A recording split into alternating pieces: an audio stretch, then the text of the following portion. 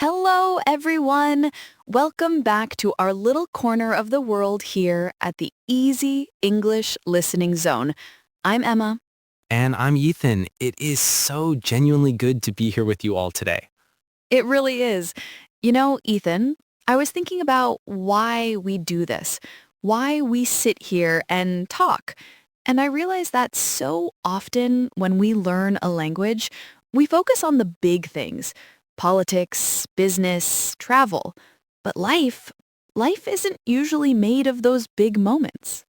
No, it's not. You're right. Life is made of the small things, the quiet moments. Exactly. It's the way the light hits the floor in the morning. It's the sound of the kettle boiling. It's the routine. So today, we wanted to slow things down. We wanted to talk about something we all share, something that connects every single one of us, no matter where we are in the world, our daily routine. I love this topic, truly, because when you ask someone, how was your day? You're really asking, how was your life today? It's practical, yes, but it's also deeply personal. Before we slip into that comfortable space, just a gentle reminder. If you find peace or value in our conversations, please subscribe to the channel. Share this with a friend who might need a little listening companion, and give us a thumbs up. It really does mean the world to us. It helps us keep these conversations going. So, for today, we're going to step into the life of someone named Mia. Now, Mia isn't a celebrity. She isn't climbing Mount Everest. She's just living. She's going to share her day with us. And we're going to walk through it with her. We'll listen to her story, feel the rhythm of her day, and just chat about the language she uses to paint that picture. It's going to be relaxed, just us talking about the day. So, take a deep breath, get comfortable, and let's listen to the beginning of Mia's morning. Hi, everyone. My name is Mia, and I'm happy to share my daily routine with you. I usually get up at around 6 in the morning. The first thing I do is turn off my alarm, and then I stretch in bed for a few minutes. After that, I get out of bed and go to the bathroom to have a shower. After my shower, I dry myself and get dressed. I usually choose comfortable clothes for the day. I usually get up at around 6 in the morning. There is something profound about that hour, isn't there, Emma? There is 6 in the morning. The world is usually still quiet. It's that threshold between the dream world and the real world. Mia starts simply. My name is Mia, and I'm happy to share my daily routine with you. It's such a gentle invitation, but that 6 a.m. wake-up call, that takes discipline. It does. And notice she says around 6. I like that. It's not rigid. It's human. It allows for life to be imperfect. Maybe it's 5:59. Maybe it's 6:05. It's a soft start. And then the universal struggle. The first thing I do is turn off my alarm. Oh, the alarm, that little device that governs our lives. You know, turn off sounds so mechanical, like turning off a light. But in the morning, turning off the alarm is an act of will, isn't it? It's deciding that today is worth waking up for. That's a beautiful way to put it. And what does she do next? She doesn't rush. She doesn't jump out of bed in a panic. She says, I stretch in bed for a few minutes. I love that detail, stretch. It's such a visceral word. You can almost feel it in your own body when you hear it, extending your arms, pointing your toes, waking up your muscles. It's a moment of kindness to yourself before the demands of the day take over. It really is self-care in its simplest form. It feels good. And only after that moment of connection with her body does she say, I get out of bed. Right, and we should pause on that distinction. Get up is the mental act of waking, but get out of bed is the physical commitment.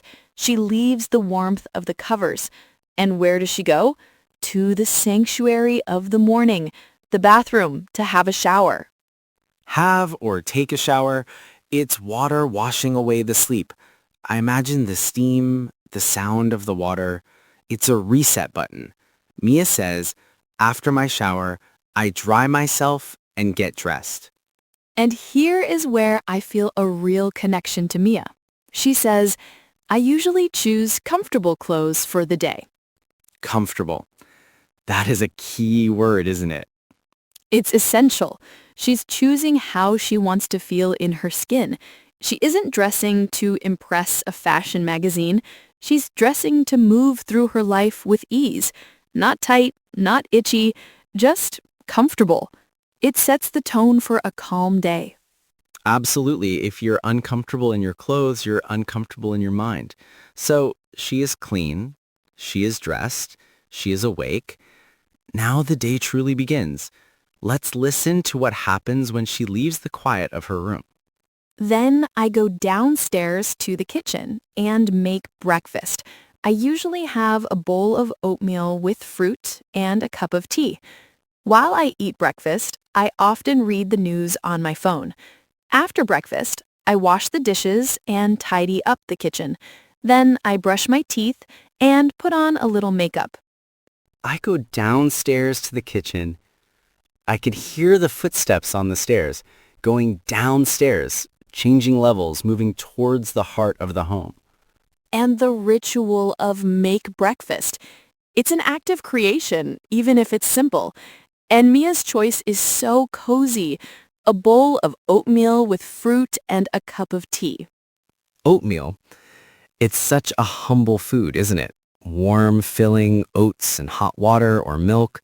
It's comfort food. And tea, not coffee, but tea. There's something slower about tea. You have to wait for it to steep. I was thinking the same thing. Have here, of course, means to eat or drink, but having a cup of tea sounds like an experience, not just hydration. It's holding the warm mug in your hands. But notice, Ethan, she isn't just staring at the wall. No, she says, while I eat breakfast, I often read the news on my phone. While. Doing two things at once. The solitude of the meal meets the noise of the world. Reading the news on her phone. It's how we all connect now, isn't it? We invite the world to our breakfast table through these little screens. We do.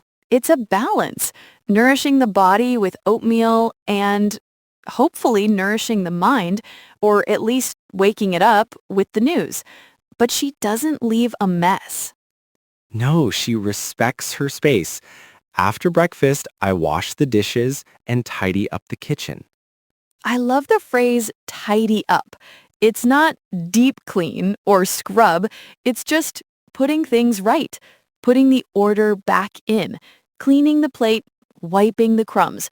It's closing the chapter on the morning meal before the workday starts.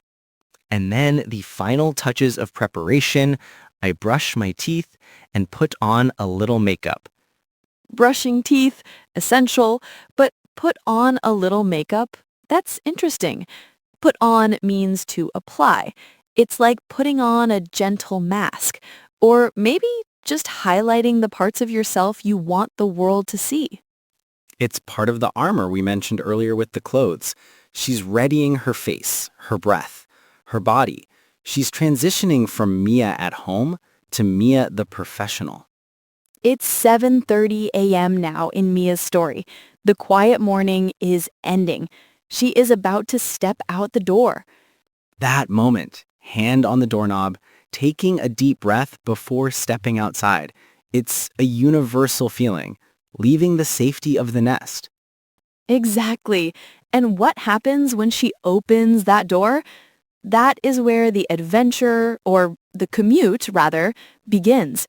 But I think, Emma, before we follow her onto the bus, we should pause here. I agree. Let's sit with this morning routine for a moment. The alarm, the stretch, the shower, the oatmeal, the tea. It sounds so simple, but when you break it down like this, it feels like a beautiful sequence of small victories. It really does. It's the foundation of the day. Welcome back. We left Mia standing at her front door, ready to face the world. It's 7:30 in the morning. The quiet sanctuary of her home is behind her, and now she enters the public space. It's a transition we all know well, that shift in energy. Let's listen to how she navigates the space between home and work. Around 7:30 a.m., I leave the house to go to work. I usually take the bus, which takes about 30 minutes. I arrive at work at 8 a.m. and start working immediately. I leave the house to go to work. It sounds so functional, doesn't it? But leaving the house is a distinct action. It's the moment you step out of your private life. And how does she bridge that gap? She says, I usually take the bus. Take the bus. I love public transport for the shared humanity of it. You aren't driving, you are surrendering control. You are taking the ride. And she notes the duration, which takes about 30 minutes. That usage of takes is so important for our listeners. We use take to describe the theft of time, or rather the consumption of it. The bus takes 30 minutes of her day. It's a little pocket of time where she is neither home nor at work. She is just in transit. And then she arrives. I arrive at work at 8 a.m. Punctual. Very.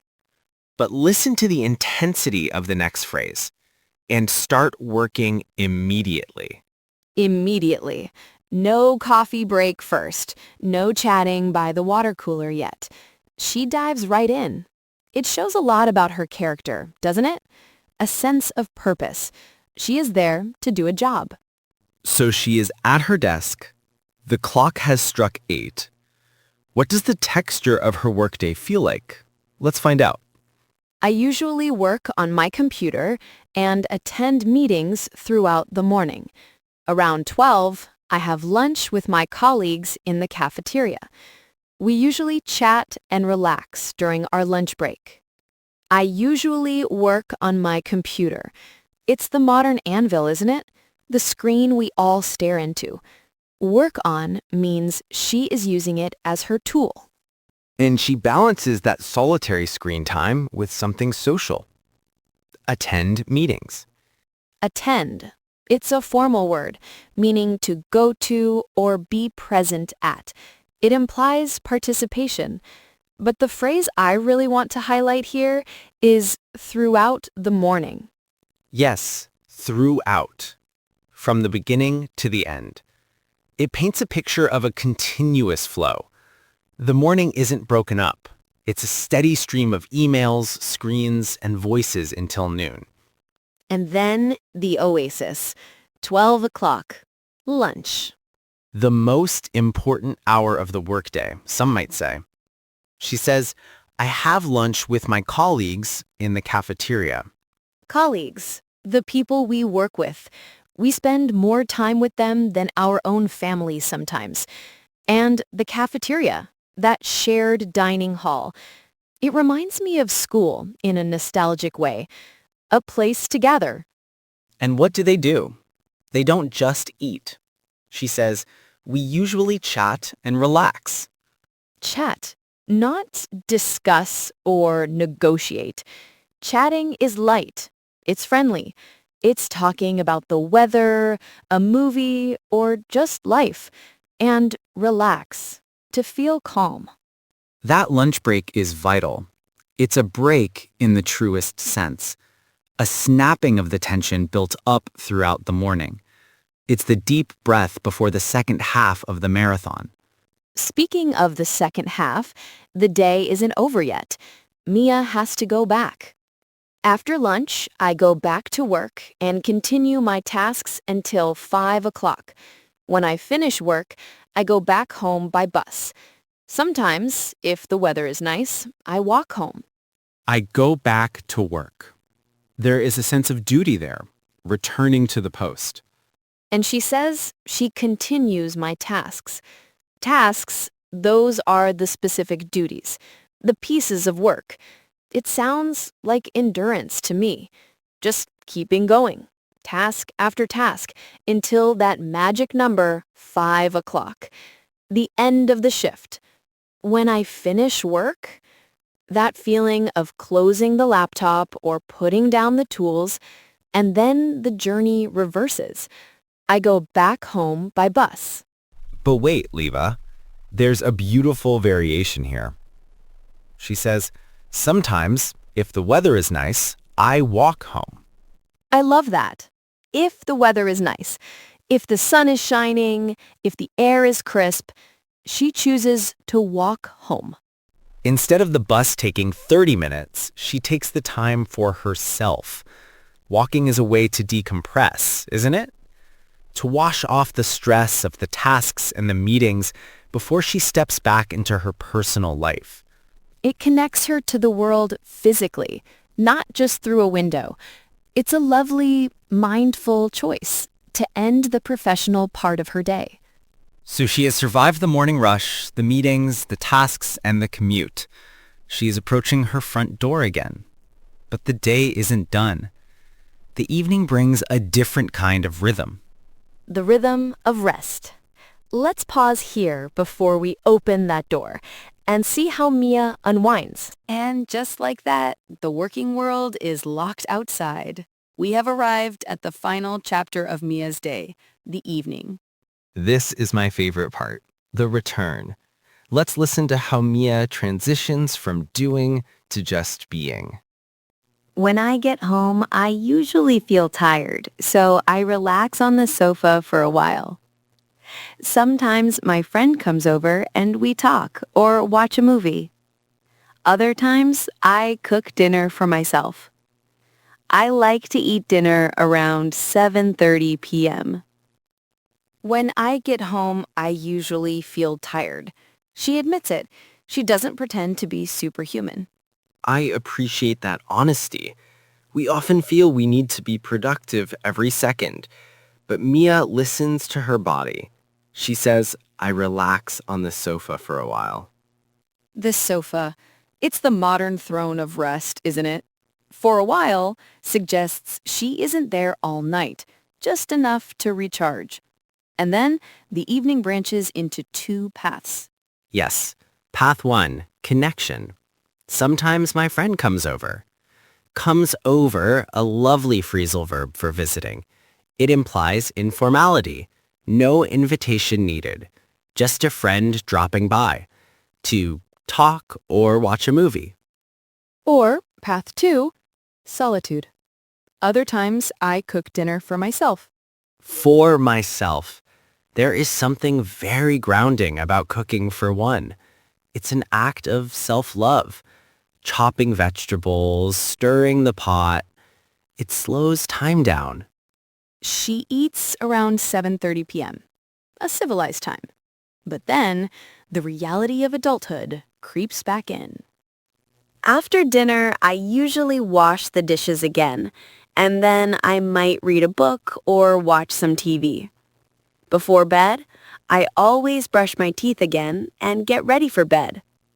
I usually go to bed around 10 or 10:30 p.m. That's pretty much my daily routine. Did you catch that little word again?